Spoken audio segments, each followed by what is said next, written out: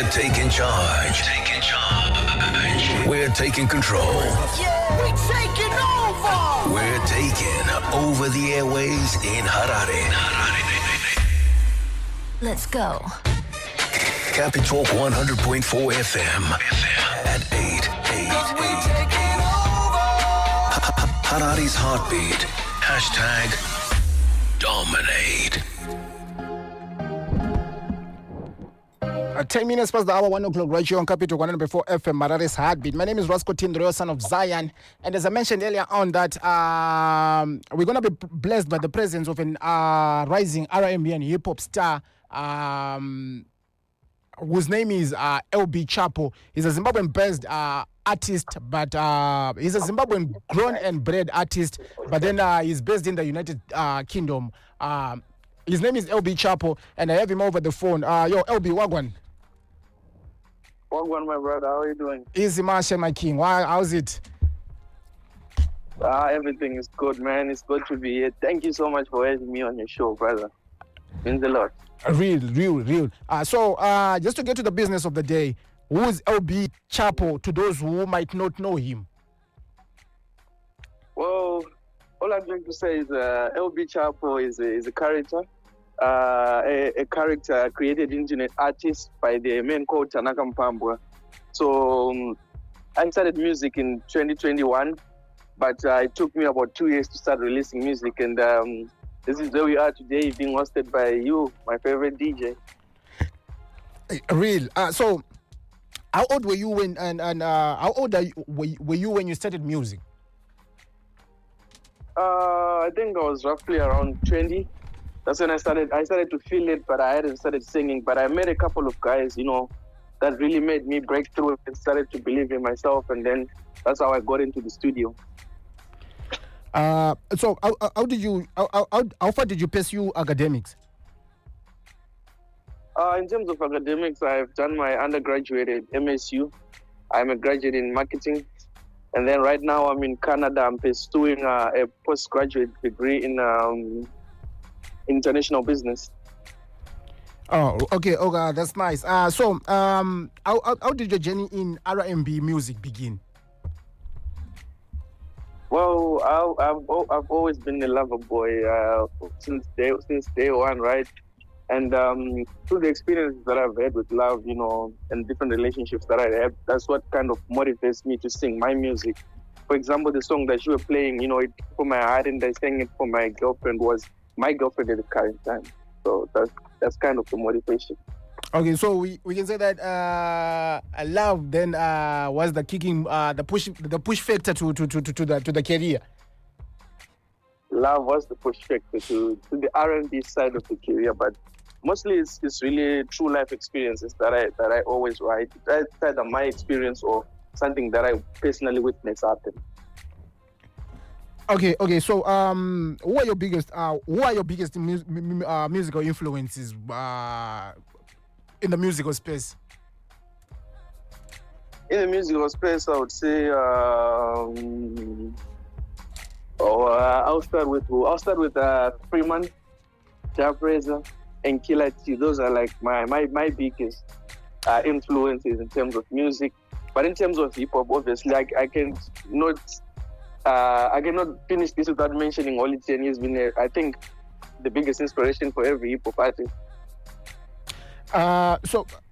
So let's talk about you mentioned that Killer T and Freeman and following that you're an R&B artist. And that Freeman and Killer T are more centered in the dancehall genre, per se Zim dancehall. How do you draw the inspiration from Zim dancehall and then put it in R&B? Well, I've always believed that beats, they differentiate music, but the music is the same. We're basically bringing the same message. It is either love or we're either teaching people something. So that's been kind of my inspiration. I learn from what they teach, not necessarily the beats they sing. Zim dancehall is just referring to the beats they sing, but the music is the same. We're either singing about love or we're teaching people something, or it's all about happiness, right? Real.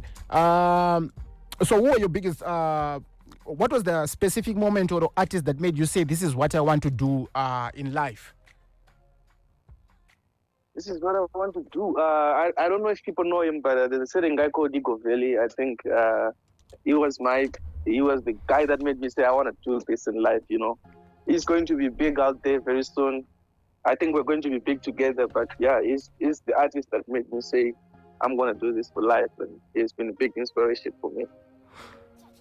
How does your background or upbringing influence in your music? Oh, it definitely does. Like I said, I sing from everything that I write and sing is from real life experiences. So I think it's 99% of my background that pushes my music. So can you walk us? Inspires my music. Okay, can you walk us through your typical songwriting process? Well, I'll start from the beginning. When I started doing music, my songwriting process would be I would listen to a beat a couple of times, right? And then I would sort of draw an inspiration or what the beat makes me feel is what I would write about. But these days I've kind of changed from that to an experience whereby it's just me and my producer.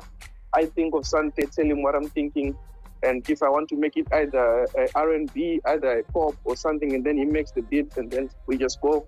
We don't write anymore, we just make it spot on.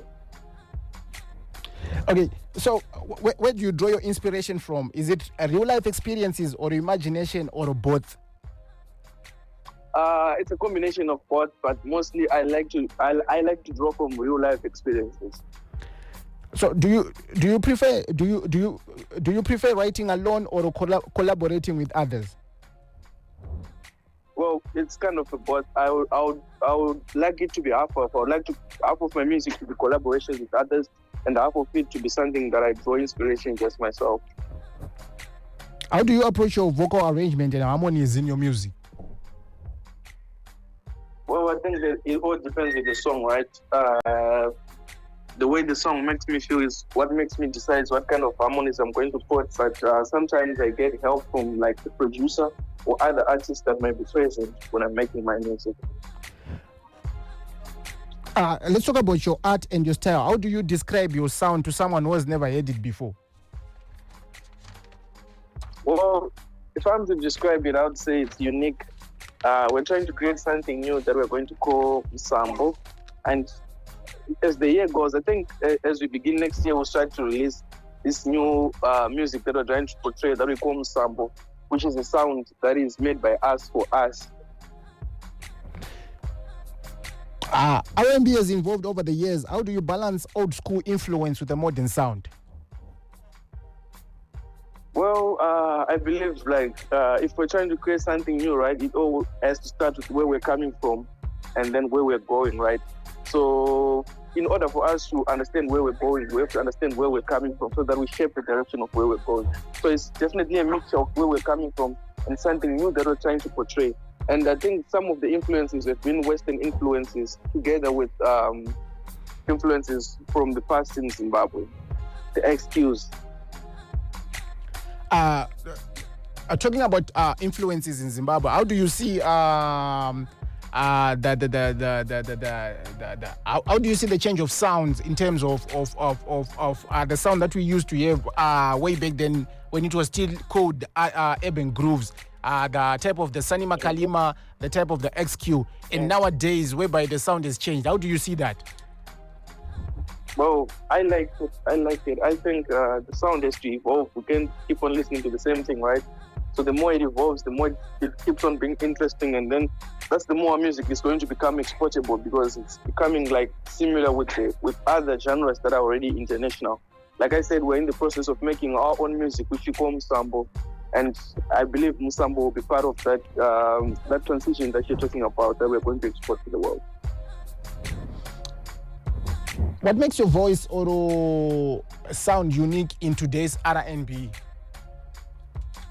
Well, what makes my voice unique, besides the fact that it's already unique on its own, is the confidence that we have in it, the engineers that we've put behind that voice, and also the guys that help with the vocals.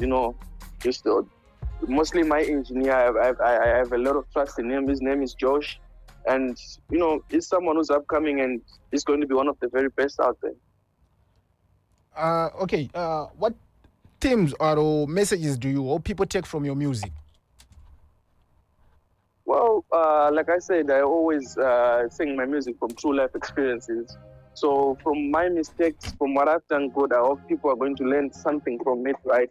The different things that we usually go with is this prayer, it's love, and it's life itself. And we're going to also be preaching our happiness and, the dance factor, which is going to come with ensemble. It's going to be something that's going to change the game.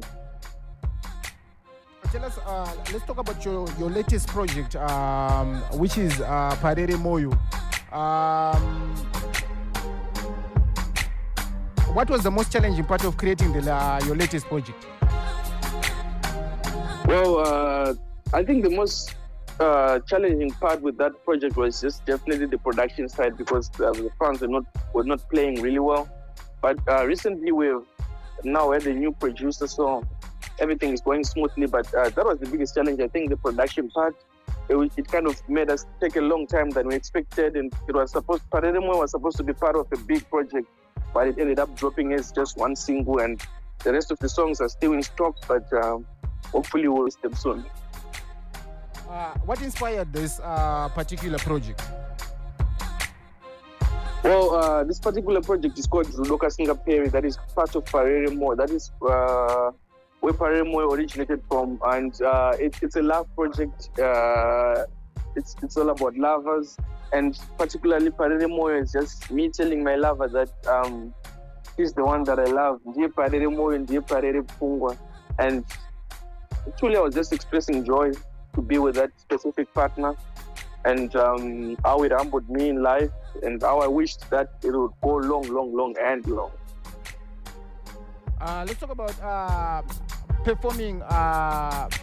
Or actually, are there any features or producers you were especially excited to work with on the Parere Moyo particular project? Parere Moyo, I worked on it with Mr. Noxa, and then one of my friends who's also a producer, who's called Tishon Ongoni. Those are the two producers that worked on that project. We were very excited to work on it. Most of the vocals, I did them, I think, alone, and then Goni came and they helped with the baking. And then Mr. Noxa is also from the Urban Grooves era. Mr. Noxa is the one who came in, and then he did the vocal engineering. Let's talk about performing live compared to recording in the studio for you. Is there any difference or anything? Well, performing live, there's people that give like what you call real-time feedback, right? Although they've already heard the song, but like it feels different when people give you like real-time feedback, and then you get to connect, you get to feel how the song makes people feel. It's different from when you're making a song. It's you yourself and you just have to trust yourself in the process and make what you're making. But when you get real feedback, I think that's the biggest difference for me between a live performance and recording music in the studio. Okay, so what do you want your audience to feel when they hear you perform? Well, to be honest, I expect them to feel the same way I felt when I was recording the song, which is the raw emotions, right? Which is the happiness, right? Which is the sadness that comes to that. But yeah, most likely I would like the audience to feel what I felt when I was recording the music, which is the raw emotions, how I felt, what the song is telling them, or what I want the song to tell them. For example, Pareremo is a song about love. You're just telling your lover how you feel about it. And then with the incoming ensemble, which it's all about dance, and we want the audience to feel free, the audience to dance. So that's pretty much it. Okay. Have you had any memorable or surprising moments during a live show? Not really, because we haven't really done much live shows, right? So it's something that in the future, hopefully we can answer that question.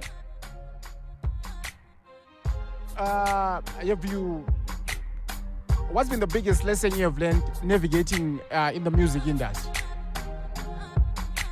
Well, the biggest lesson, I think, is patience. For me, it's patience. We haven't reached where we want to reach, but each baby steps make a difference. So I've pretty much learned to be patient, and yeah, I believe I'm it's a learning journey, right? But patience has definitely been the biggest thing we've learned, and consistency. Yeah, we've learned that consistency. It was builds the brand, right? You have to remain consistent. Sometimes you get, for example, 500 reactions. Sometimes you get no reactions. But the more you go, the more you go. After 10 songs, if you're going to multiply those 50 reactions per song times 10, that's how many reactions. And each song, it brings a different level of growth. So yeah, consistency and patience. So how do you stay grounded and true to yourself in such a competitive space? Well, the biggest thing is to focus on yourself, right? Every journey is different. Sometimes if you want to compare yourself with others, you won't understand why you're getting different results. But when you stick to your plan, when you stick to your music, when you stick to your producers, it's a good level of focus that's needed to keep you going. So where do you see your music evolving in the next few years? Well, in the next few years, I believe we're going to first tackle Zimbabwe, or we're going to start internationally going back to Zimbabwe. By international, I don't really mean like the people that are not Zimbabwe, but I mean the people that are Zimbabweans that are outside Zimbabwe. They may be the first people to really accept our music, and the sound will be pushed back home, or the sound may start to be pushed at home, and it will come out and spread its wings. So that's definitely how we see it, but we're very patient with it, but we will be very consistent in dropping music. Is there a dream collaboration you hope to make in the next few years, or in the next space that is there? A dream collaboration, what would be my dream collaboration? Well, of course, I've mentioned to you my 3 best artists. Those are definitely my dream collaborations. But something that may be within our reach would be maybe Windsor. We may be able to feature Windsor or K-Chaps. Time will tell. But we have some pretty interesting collaborations lined up with the likes of Figo Valley, Tayshawn, Josh, my producer, who's here, is also an artist. So those are the collaborations that we have in stock already. What do you listen to when you are not creating music? When I'm not creating music, either I'm listening to already the music that's in process that we're creating, just listening to it so that I know the notes that I need to do and everything. Or I listen to Killer T, I listen to Oli 10, I listen to Freeman. I literally listen to all the music. I listen to old school, I'm listening to Zulu, I'm listening to Macheso. So I just love music because it makes me feel good. So I have no specific genre that I listen to, but we love it all. How do you take care of your mental and creative well-being as an artist? Well, as an artist, yes. Usually I just go for walks. Sometimes I create silence, stay in silence, and just think, be level-headed. But mostly, I'm a happy dude. So usually I don't get stressed. I'm just level-headed, chill like that. If you were making music, what do you think you would be doing? If I wasn't making music, I don't know. Maybe I'll be in an office somewhere, but I'll still be doing what I'm doing right now because I'm pursuing my postgraduate degree. That would be what I'm doing, just that minus the music. But I think I would be the same place I am minus the music. But I'm glad to be doing the music because it makes it so much more worth it. Okay, you mentioned about you pursuing a degree in a particular field of academics. I want to talk about how is it important as somebody with talent and somebody who shapes ideology and who's always in a space whereby people look up to them. Why is it important for somebody to acquire and also be equipped with academic knowledge as somebody who's in front of people? Why is it important for someone to have a particular knowledge besides them having musical knowledge? Oh, it's always good to be learning, you know what I mean? We all come from different backgrounds, and education, I think it's I'm not saying it's the key to life, but it just brings you, you know. Thank you. What I'm trying to say, my DJ, is I think education just opens up the way you think, right? You get to think of, I will give you an example of theories that we learn in school. What they basically give us is a space to open our minds and be free to think in however spaces that we want to think. Just imagine if you had never been through the gates of school, right?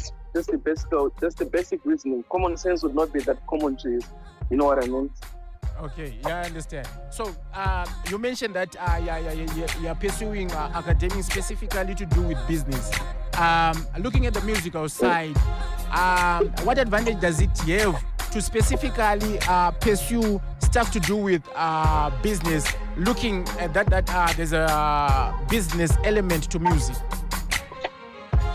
Yeah, the thing that I've recently learned is that music is mostly business, right? And then, talent comes after. So once you've learned something in the business world, it's definitely applicable in it, It's literally the best thing. I'll give you an example of Wingidi's manager, Banda. That guy is a growing business, which is also why, the combination between Wingidi's talent and his management style is top-notch. Okay, so let's talk about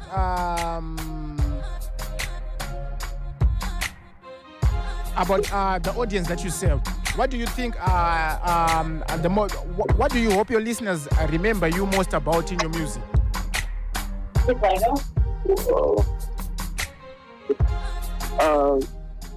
I believe the message is true to what it is. You know what I mean? I'm a very honest individual, and so is the music. And I believe the audience that is truly listening to our music is going to appreciate how authentic it is and how real it is. Let's talk about what advice would you give to your young R&B artists trying to break through and tap into the musical space? Well, I'll definitely say that be confident in yourself. Confidence is key in this genre. And then with R&B, some people, most people they appreciate the vocals. So you have to stay consistent, train yourself, be good, understand music not just as a musical thing, but as a business, right? Understand that there's two sides to it, and 70% of it, or maybe 80%, is purely business. If you could tell your younger self one thing, or ask your younger self one thing, what would it be? Well, if I would tell myself, my younger self, I think I should have started earlier, in terms of vocal practice and stuff, but it's never too late, okay? And if I could ask myself the younger thing, it would obviously be, why haven't you started? I believe I should have started music earlier, but not being in the studio, but in terms of just practicing my vocals, getting myself in a better space to be where I am right now. Let's talk about making music in the foreign land compared to the motherland. Is there any difference, or what can you allude to the fact of making music in the foreign land, or the in the foreign land, or the motherland? For me, I think the biggest difference is in the resources, right? When I'm here, I can make music in my own bedroom, right? Like when I was back home, that was almost impossible. Where would I get the money to buy that equipment to put in my room?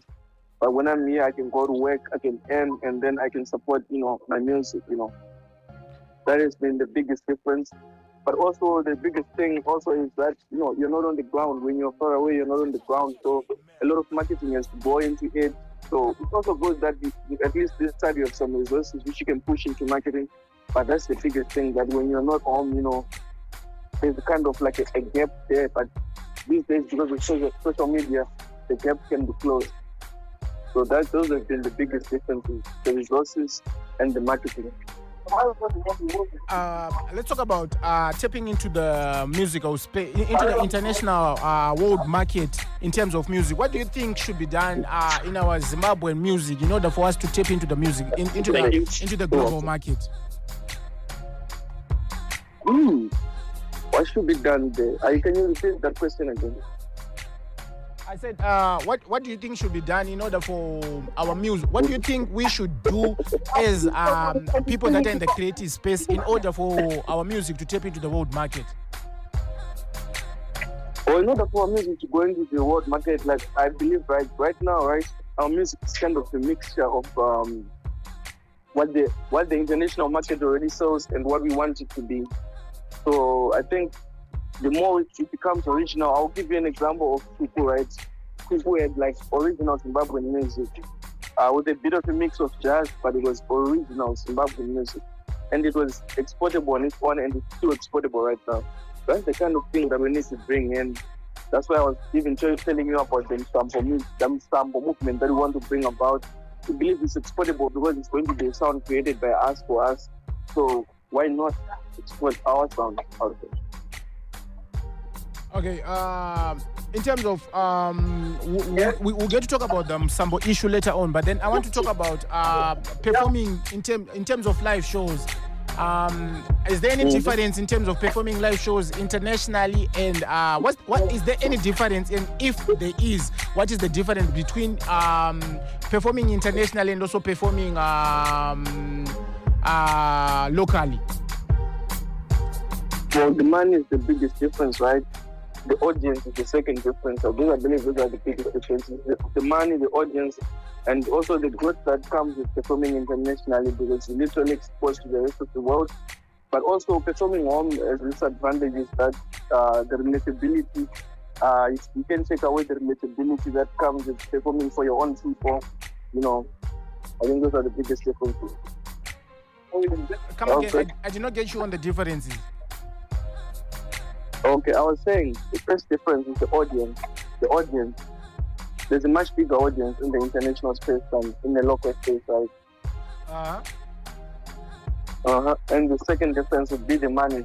There's obviously bigger money when you're performing for a bigger audience than a smaller audience. But you know, for artists that like niching, that like niche market, performing locally is too good. Okay. Performing locally is too good. Let's talk about okay.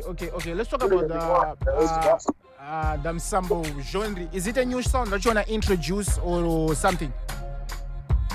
Yes, it's going to be a new sound that we're going to introduce. It's going to be fairly new, right? But we're going to we're trying to test all the aspects of our music, our locally owned music, and then try to fuse them together to come up with a simple, specific channel to get people to dance.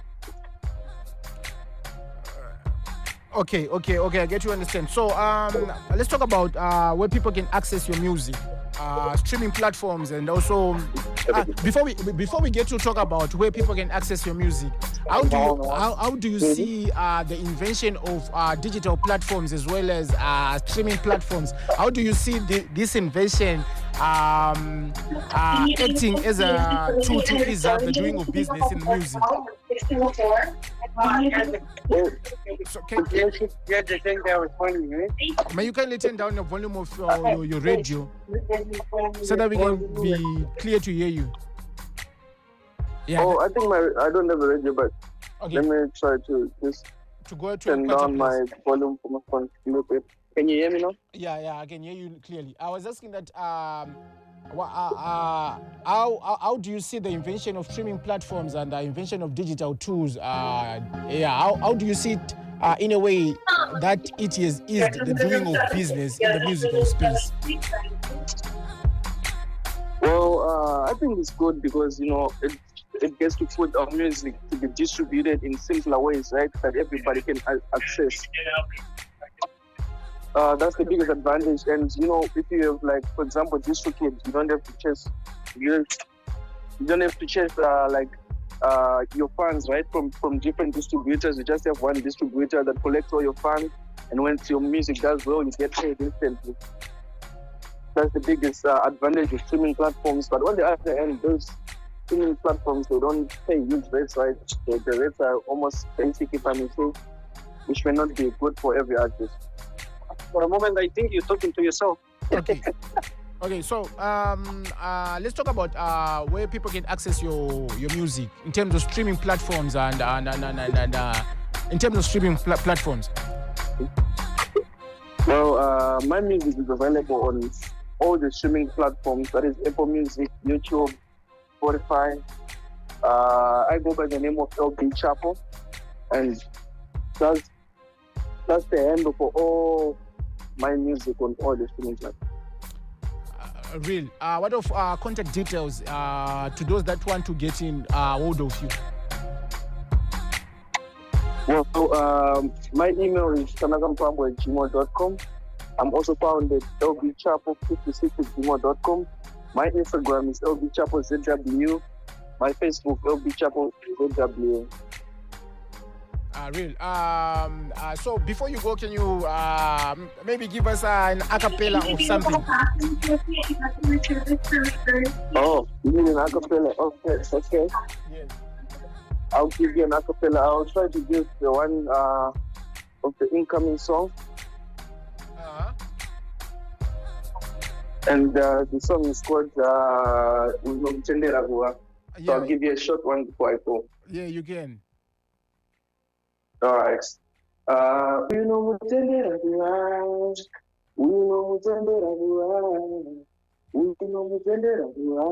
wangu mudikani. I told you me no bad man. Going with the flow and the sponsor force. Riding the wave of love. The wave of love. Upenyu hwedu tikasunganidza pasaoneka nomanikidzira mukati weshinga ndimo kumakwera dziva ritatu yango kandikokorodza mandiri ulinomutendera kuwa ulinomutendera kuwa ulinomutendera kuwa wangu ikani. That's it, my DJ. Real. Okay. So, Zimbabwe, that was LB Chapo coming through with a track,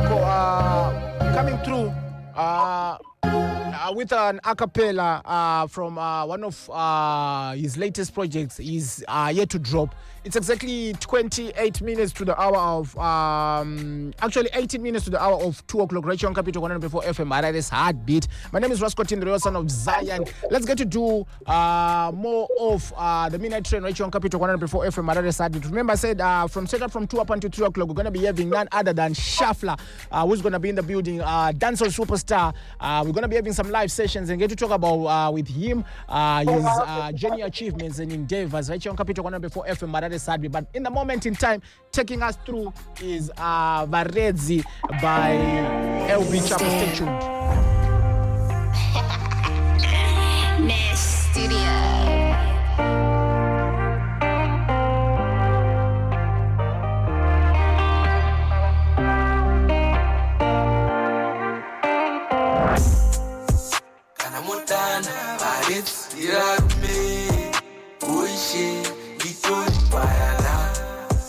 Pamunotuma bashmirire shoko oishe itori payana kana modana barets iradume oishe itori payana pamunotuma bashmirire shoko oishe itori payana ndana uta bashnore machimbo daitaishe vanoporesa marwadzo ese munzira matinofamba umu masvake zvandipinza pataipa hostage walking on ice ndiri close age ndakaoneka crowd pakutaurwa cash apa ndine iko what comes next takamutanga chilowa magiya pavada kutidzura rivhesi fungwa pachicha vagesi pedzi zviwesa magreen base ndakupata masino padirire pressure taura wangushare ruzivo Ndokulanga sole amakailara Sikasirise rudo rwashi Sikasirise rushapi na meko Ndora uza pashnore machimbo daidzashe vanoporesa marwadzo ese munzira matinofamba umu mazvake zvanipinza patekwehoste kana mudana varetsirarume boishe nditori payana pamunotuma vashumirire shoko boishe nditori payana kana mudana varetsirarume boishe nditori payana pamunotuma vashumirire shoko boishe nditori payana.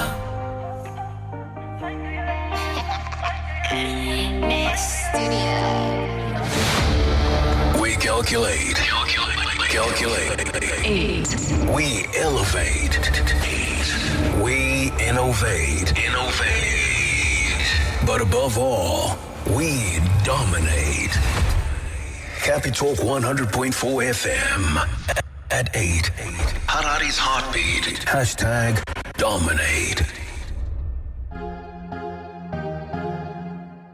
That was LB Chapo coming through with the track called Varese right here on Capital 104 FM. Harare Sadbit. Remember, it's exactly 14 minutes to the hour of 14 minutes to the hour of 2 o'clock right here on Capital 104 FM. Harare's Heartbeat. And remember, from 2 up until 3 o'clock, we're going to be having Danzo superstar Shuffler, who's going to be in the building right here on Capital 104 FM, your station of your choice. But in the moment in time, let me press play on Mufaro Kwamuri by LB Chapo, a rising R&B and hip-hop star, Zimbabwean R&B and hip-hop star, but based in the United Kingdom.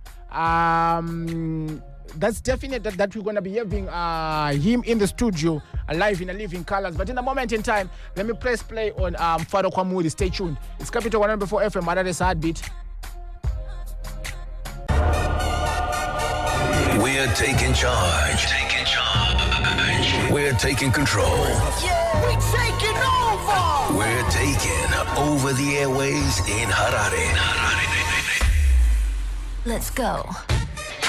Happy Talk 100.4 FM at 8. Harare's heartbeat. Hashtag dominate.